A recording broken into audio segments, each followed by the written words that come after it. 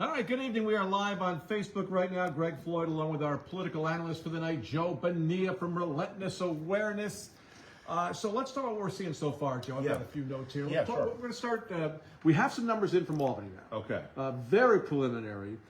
Just a very small percentage of the vote in. Dorsey appears up 86% to 10%. 86 to 10. I think before, I think you told me something like 80-20 before. I was going to say 80-20. This is way too early. It's way too early. A few thousand votes. Right. Albany County Board of Elections takes a while to count these votes, so I don't know how many precincts are in, but put it this way, she's going to win. Basically, it's a 12-1 Democratic advantage in the city of Albany. Right. It's hers to lose. Over the Republican Rocco Pizzuto. Correct. And she would become the first person of color to be the mayor of Albany. Yes, she would. There hasn't been a Republican in 100 years at Albany, and apparently there's not going to be one this time around. No, not big. All right.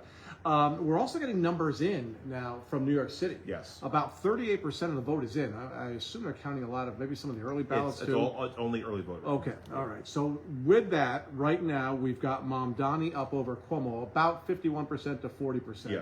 With about 38% of the vote in. Any surprise there to you? A little bit, because we were hearing with the early vote that it was voters primarily 45 and up, which would have trended for either Cuomo or Sliwa.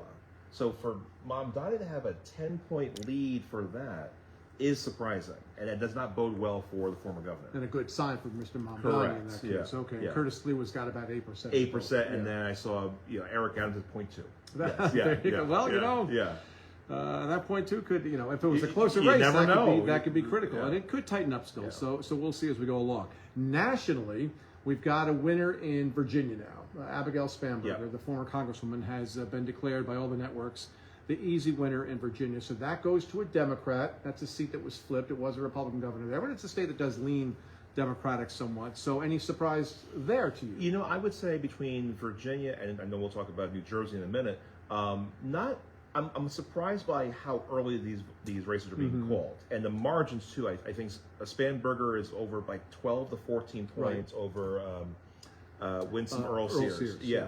So it's definitely a trend of, is this a repudiation of obviously what's been happening in Washington, and seeing these two states, which are generally bellwethers about how a president does in their first year, we're seeing these rejections, and so that's definitely very interesting to see that margin though. And there's history too, because she becomes the first female governor in the state of Virginia. Either way, it would have been a female governor, obviously, and also the Virginia governorship puts you in the national spotlight pretty quickly. Your proximity to D.C.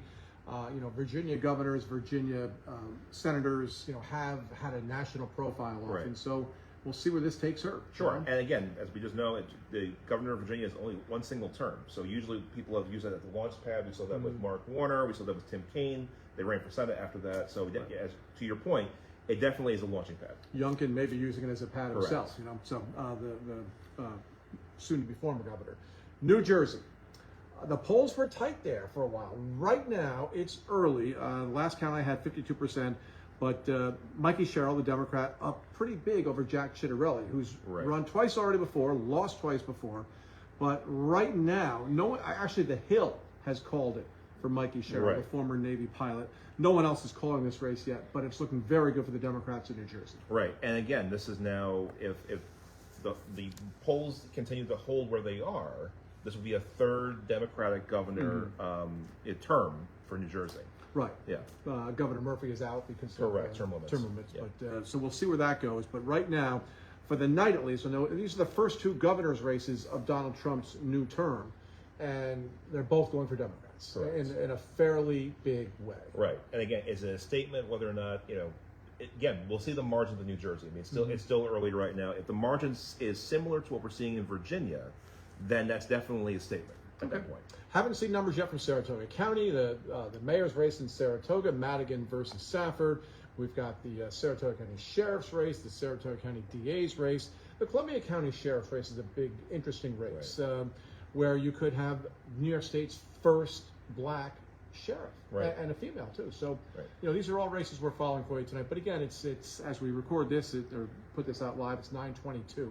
So, most of these numbers are going to come in slowly. We're not going to get anything until closer to 10. I would expect, 9:30, 9:45, we'll start seeing these buckets of precincts start coming in, and then the numbers will start to shift in whichever way from there. Okay. The word is that Dorsey appears might be speaking soon, too, sooner rather than later, to accept what appears to be a certain victory there in the Yes, Albany mayor's yeah. race. All right, Joe. Well, you're going to be with us on the air on the CW15 at 10 o'clock and the CBS News, the CBS6 News at 11 o'clock. So we'll go over all this again, and we'll have better numbers then too as we go over it. All right. There we go. All right. Thank you for joining us here, and we will see you again next newscast on air 10 o'clock on the CW15.